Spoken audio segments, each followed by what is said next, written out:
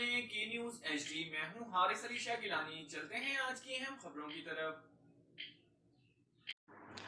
رخ کریں گے مخدوم پور کا، جہاں سے رپورٹ کر رہے ہیں ہمارے نمائندے ملک ساجد۔ مخدوم پور کے نواحی علاقے قصبہ چک کے قریب لڑائی میں محمد وسیم شدید زخمی۔ تفصیلات کے مطابق منور اپنے بھائی مبشر کو لاہور کے لیے گاڑی میں بٹھانے گیا۔ واپسی پر چک نمبر 13/8 کے رہائشی ملزمان، جو کہ آتشی اسلحہ اور سوٹوں سے مسلح تھے، چک قصبہ کے قریب اسلحے کے زور پر روک لیا اور محمد وسیم اور منور پر ملزمان قمر تصور اور توحید حسیب و دیگر نے حملہ کر دیا، جس سے محمد وسیم کی آنکھ پر شدید چوٹ لگنے سے زخمی ہو کر گر گیا۔ شور کی آواز پر قریبی لوگ اکٹھا ہو گئے اور انہوں نے 15 پر کال کر دی، جس پر تھانہ مخدوم پور پولیس موقع پر پہنچ گئی اور زخمی محمد وسیم کا میڈیکل ڈاکٹ جاری کر دیا اور RHC مخدوم پور لے جایا گیا۔